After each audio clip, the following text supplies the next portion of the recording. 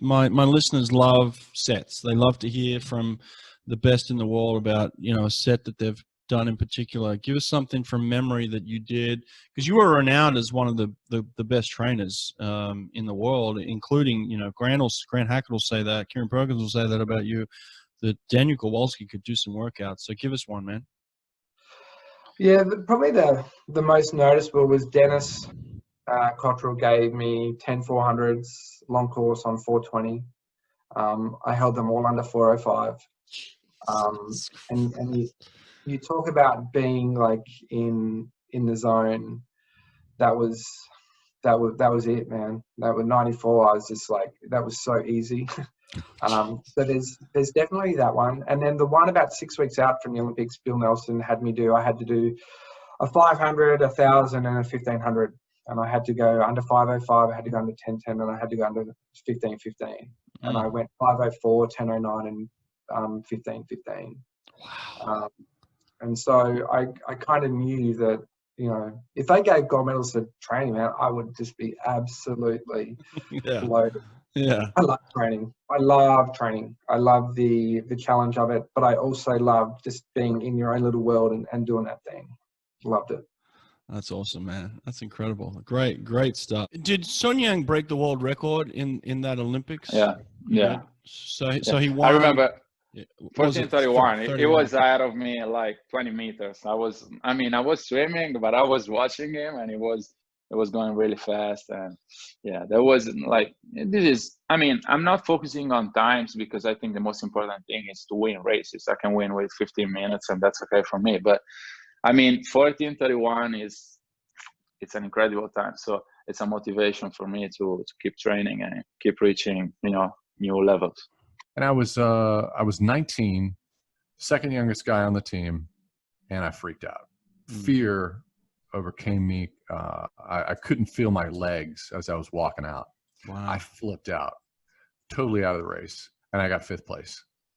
Just totally off your game plan the whole swim. It took me years it took me years before my confidence really came back.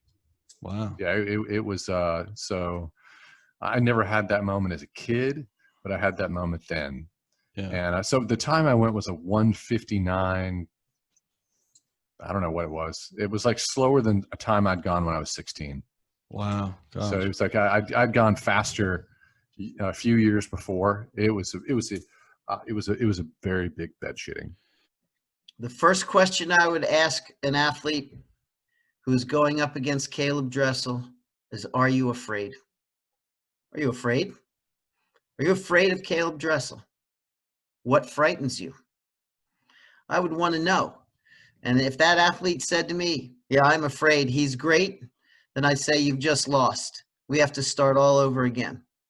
We have to restructure how you think, how you function, how you walk the streets, because to me, it's unacceptable to be an athlete of that caliber, an athlete who is in contention for a top 8 spot in the Olympic finals and not believe you're good enough to win the Olympic gold.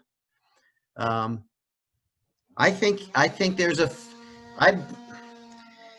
some athletes fear other athletes, and I think they lose before they ever step up on the blocks. For sure. I mean, that's a weird question to ask, but I would say, are you afraid? Were you ever afraid? I was afraid. I remember calling my dad from the NCAA hotel. Yeah, look, I was mediocre, but I made it to the NCAA meet. I was a qualifier. And I told him, Dad, you'll never guess who I got dressed with in the locker room at the same time as me was in the locker room. And he said, who? I said, Mark Spitz. And he goes, no kidding, son. How'd he put his suit on? I said, what? He goes, how did he put his suit on? Did he put it on one leg at a time? And I said, yeah. And he goes, well, how the hell do you put your pants on? What did I raise? So, it's like, go for it. Don't be afraid. Don't fear anybody. Just have this absolute belief, this absolute confidence that you can compete. And if on that day he's the better man, okay, on that day he's the better man. But he wasn't the better man because you were afraid. He was the better man because he was the better man. But I remember at the Worlds in Gwangju, I knew that 56 was on, and I was like, I can say something here that's going to like wind him up, and we probably won't get it tomorrow, or I can wait till tomorrow. And I was just like, you know what? His moments now. If he's been itching for this for 3.5 years, and I know it's in there, it's on. And I just remember whispering something into his ear that I knew would get an emotional reaction, because that's where you get the extra 10% from Adam, is that emotional reaction. And I just knew. And then he almost said like he felt disappointed the day after because he didn't do it again. But I just remember knowing him that well that I knew that he needed to do it then. He had to do it then. So yeah. But I train a lot aerobically. Like I love the aerobic stuff. So for me, like some of my favorite sessions would be like, you know, an 800 where I'm getting my lactate up to 1.5, or I'm neg splitting that 800 in 400s, or I'm descending the 200s within that 800. Like I love that stuff. That's my go-to. But I love mixing it with stuff. So it'd be like an 800 with maybe 450s at 200 pace on 60, and times that by 3 or 4.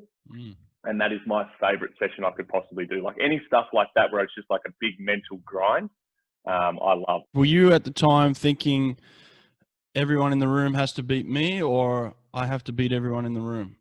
Everyone has to beat me always. There you go. That's like how I have to look at it. Like I walk into any pool and think that I can win any event. It doesn't matter if I like physically can't.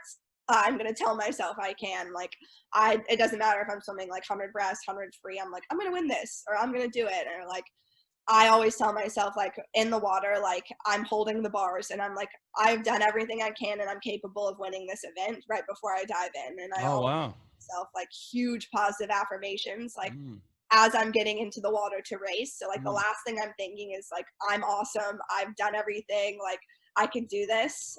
And I think that that's like a really great mindset. And I always tell that to kids, is like making sure that you're telling yourself that you can do it before you swim, not just like weeks before you swim, but like I literally am in the block staring at my gold painted toenails, which I paint gold because I want to think about winning first, that I can do this and that I can win the event. And obviously fantastic. I've been ecstatic not winning the event, but you just got to tell yourself that stuff. That's incredible. I love it. Love it. Love it. Love it. 88 with Janet Evans was my first. And I would draw like little stick figures of me on the podium wanting to be Janet. And that was my most impressionable one at 7. But I think watching Amanda in 96 was the one where I started to think like, maybe this is something I could do too. So I read an interview, or was it a tweet or something from, once again, Ian Thorpe, a few weeks back from now. That was actually telling that he was saying that nobody these days knew how to swim a 200 freestyle, and I kind of agree with him. So basically, everyone in the world is swimming the 200 freestyle the wrong way. So you cannot swim easily for 150 meters and then go into a sprint. It's about putting more speed into the earlier part of it, and it's about making yourself hurt more. You have to be willing to deal with the pain that is going to exist for the last 50 meters. There is only one way to dominate and win a 200 freestyle. It is. That was on my podcast, by the way. He did that on my podcast. Oh, that was you? Wow, that was. I thought it was incredible. I'll send it to you after this. Well, that's perfect. I saw it on Twitter and I was like, wow, that is. Like, this guy doesn't speak often, but when he speaks the truth. Because I felt exactly the same. And when I'm watching swimming now, the only guy that knows kind of how to swim in 200 freestyle, it's Danas Rapsis. He's the only one. In my opinion, he's the only one. And you know what? If it wasn't for him to have, shaken a little bit the blocks in Gwangju. Bruh, look at this dude. Wait till you see the. No. he would have won. And I remember being on the media stands and telling all my French friends, this guy is going to win. I know it. This guy's going to win because he's the only one who actually can swim a 200. I never won a race in my life that I didn't think I could win leading into it. Mm-hmm. So if I went into a race and thought I can't win this, I guarantee you I didn't win this race. Even on the way up when I was young and I was coming through, I always just gave myself that chance. I thought I could win this. You know, if everything goes right here, I could win this. There was times I came to the Beijing Olympic trials as a 16-year-old and came 52nd in the 100 freestyle. Just before I walked out to swim those heats, I was like, today could be my day. Like as a 16-year-old, I could get it right today and I could win this.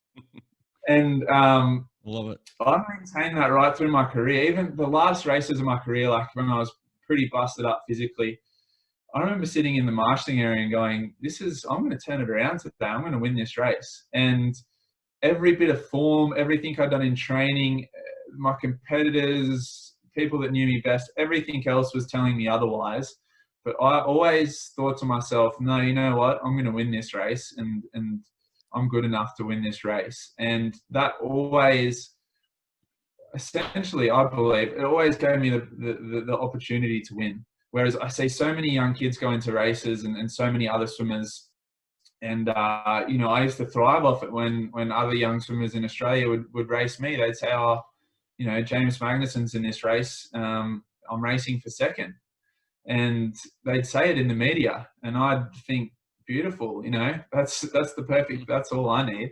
Yeah. So the one thing that I always say to other swimmers, to other sprinters, you have to believe that you can win that race if you're any chance of winning it. So there's a fine line between confidence and arrogance, but I just believe that arrogance is confidence without ability. So if you've got the ability and you believe you can win, I will only ever consider that as confidence, not arrogance. And anyone that says a sprinter in any sport or an explosive athlete in any sport is arrogant, doesn't know what it takes to be the best in the world at something that lasts for less than a minute. And in one specific instance, I'll just a quick 60-second story. You know, before the Olympics, and this is one reason why Mark Stockwell, who's your teammate, what your Australian countryman, yeah, he swam in '84. He won the silver medal. Anyway, the day before my race, which is the third day at the Olympics, he noticed that a starter was a very quick starter. Basically, take your mark, go. You know. So he came to me literally the day before the race, Brett, and changed my start because I came down really slow. In fact, I was the only one to do the track start in those Olympic Games, and I would try to time it coming down. And he said, if this guy starts your race, you're going to get left on the blocks. You've got to come down fast, so let's go work on it. And so for that whole day before the Olympics, we worked on me and the cadence of me coming down quick. And if anybody's watched the video of that race, you'll know that I got off to a perfect start. Mark got left on the blocks, and I won. And yeah, and it was literally because of Richard. If he had not told me, I would have come down slowly, and I would have gotten fourth or fifth, like I told you. Well, you know, you do defend. You become the double Olympic champion in the 50 and 100, and the only sprinter in history, right, to defend your titles both in the 50 and the 100. Correct? Well, back in honestly, I received a telegram from the daughters of Johnny Weissmuller, and in the village in Atlanta, and they congratulated me, you know, to defend the 100 in particular, because back then in 24 and 28. There were no 50s, and they congratulated me on defending back-to-back Olympic titles on the 100 freestyle, and which was very touching. So he goes from being completely exhausted to having to swim this 100 butterfly, and then winning the gold medal by 100th of a second. So do you remember at all if you know what was said as he was preparing for the final of the 100 butterfly, or even what you said, you know, what are the last things you said to him or anything like that? I 100% remember. And one of the things that it was our policy with Michael, actually with all my kids, is I don't talk to them before the races. Like at the venue, I say, have fun out there. So, you know, we don't talk about the strategy that happens before, in practice, months before, in the training camp, maybe a couple days before, or, you know, something like that. But so after I saw the semis of the fly and I kind of knew we were running low on gas, during Beijing, Michael and I had breakfast together every morning. It was just kind of the thing, right? Because we do that, go to the venue, that would be it. So we're sitting at breakfast before the 100 fly final, and I didn't want to do it, but I was like, you know what? This is going to be so close, and I have to use everything I got. And I said, you know what I read in the paper today? And he was like, what? I was like, Kavich said it'd be good for swimming if you did not win 8 golds, and he's the guy to do it. And that's like literally what he said. And Michael physically got bigger. He said, what? I'll never forget that. It was like he grew 2 inches. And I was like, well, that's what he said. And we didn't really even talk about it. That's all I needed to do. I was like, okay, I've done all I can do now. He was ready at that point. And so, yeah, that's how it turned out. Simple You know, as that. the other part about the strategy was, for months, a year before, we talked about this race because we knew it would be the most challenging race for him, right? Michael is a 400 swimmer who comes down to 100, literally, physiologically. He's a 400 IMer. He does great 200s. The 100 is as far down as he can reach. He can't even, the 50, he can't even do a 50, right? Not a good one. So we knew that would be the biggest challenge. And we talked about, I said it 100 times, it's like, if you're out in 23 anything, you win. He was like 24:04 in the race, right? I looked up, I was like, okay, come on. So it was like, I was like, 23.99, you win easily. Yeah, he would have won by 0.2, right? So it's kind of like. The other part was I loved watching lifeguards freak out when I'd go rolling up to the edge of a pool and throw myself in, you know, from my wheelchair. They don't like that too much. Look, when I analyze the race, there's probably, you know, 10 different things I can think of maybe why Michael won and why you lost. I don't know.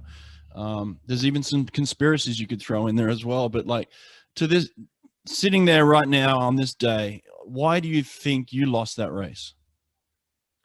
I don't think I lost that race.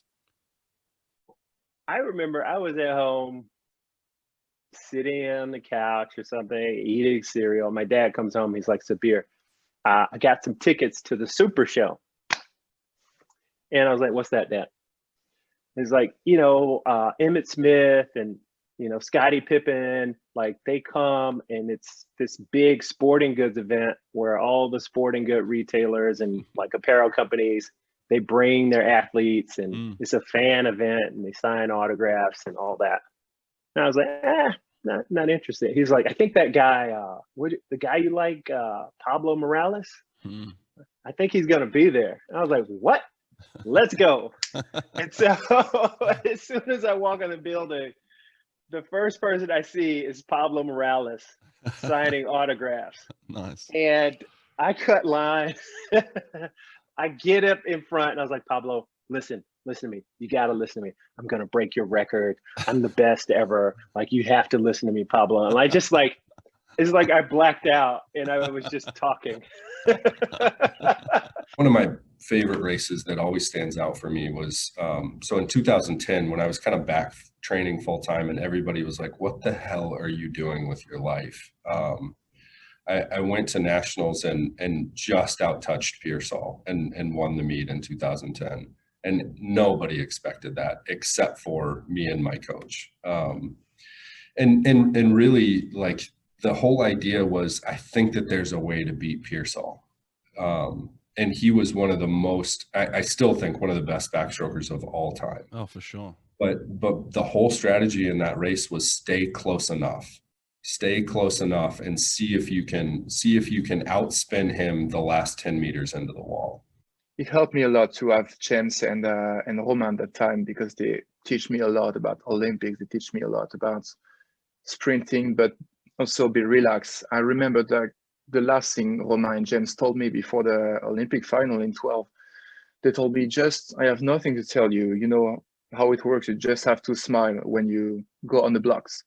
And many times just to watch this race again, and I'm the only one smiling before the race. And I think that's why, maybe not that's why I won the race, but that's why I really swam fast for this race, because I was just relaxed. When you're in that moment, everything else seems to be blocked out. You know, the crowds, I mean, Athens was different because I had my family there, and I actually used the crowd a little bit, more just from the point of view of to make me smile. But yeah, for some, like, I just must have tunnel vision. When you walk out behind those blocks, it's sort of nothing else matters. Yeah, and you just get in there and you do your job, and you know how to swim and you know how to race. You do it every day in training, the same events, you know. So yeah, I think it was just I was able to block things out.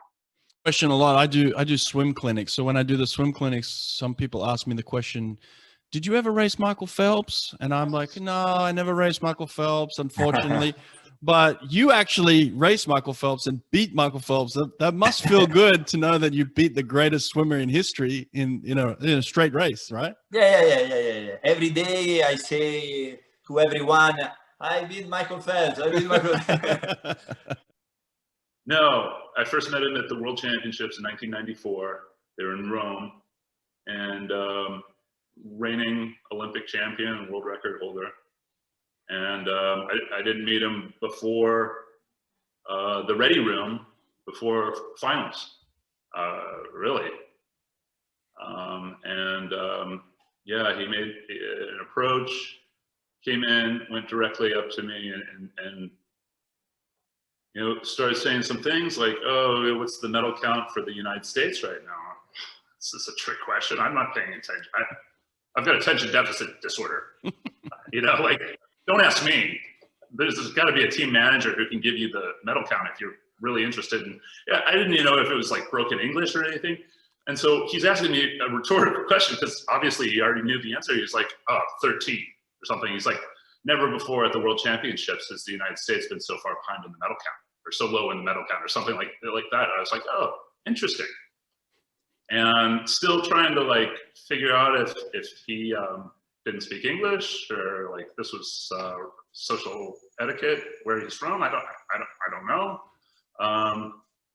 And then he's like, well, you know, don't expect to, you know, win anymore or something like that. And he like made another comment. I was like, wow. And so right off the bat, I didn't like him. And he went on to say, you know, that I come from a family of losers, and you know, was referencing my father because my father never won a gold medal at the Olympic Games. You know, this is like the first time anybody in the world of swimming was like, your dad's a bad guy, or like he came up short, or what a failure. Wow. So, you know, there was no love lost between us. I didn't like him. He did not like me. And he came after me because he knew that I was a threat. But the heart rate set and the 3100s, you know, when it first started being utilized by guys like Glenn and I, you know, we were trying to get around the one, you know, if you could do those repeating about 102, 101, then, you know, that initially was fast. And Mr. Cruz sort of very quickly went, well, no, that's not fast. If we're going to break 15 minutes, you've got to be able to average 59.9. So I assume in the middle of a 1500 meter race, you're going to be doing 60 point or 61-ish as a you know, as a pace you can handle while churning through your lactate. So first and last hundreds, you need to be doing much quicker than that, you know. So why don't we just practice doing, you know, 57s, 58s all the way as an expectation, you know, through those 3100s. And it was that picking it up at that pace that he really brought forward. And yeah, you're right, it did become a real cornerstone. I think the thing that was different, or maybe might be different today, you'll know better than me, mate, we did the same program pretty much week in, week out. Right, like Monday morning was a heart rate set, but it was usually 400, 300, 200, 100 3 times. Monday afternoon was sort of distance. Tuesday morning sprint set, Tuesday afternoon recovery. Wednesday morning the 3100s, Wednesday afternoon distance, Thursday morning sprint, Thursday afternoon recovery, and then Friday again. So, and we did that week in, week out. Like the drills or the skills or the bits around it might have changed and adapted a little bit, but the main sets that always averaged in 3K for the heart rate sets, 1500 meters for the sprint sets, and usually about 4.5 to 5K for the distance sets. Week in, week out were basically the same, and it used to drive some people mad. They couldn't cope with the repetition of it. But again, for me, it became this thing. Like I actually used to often look forward to the Wednesday morning 3100s because let's see how quick I can go this week. But my fast goes slower, Wow. Yeah, a bit nuts. Mate, they still do it. Yeah, it's crazy. People probably hate you for the way that you set the bar because they're still doing it to this day. It's insane. No, I think I was, again, I was confident, which is great, but I was confident enough that I changed what was working for me. And I remember me and Stolly talking, going, well, I'll get out with him on my shoulder. So right there. So you're thinking, I'll get out with him. So you're thinking, I'm going to swim his race straight away, even in the race plan.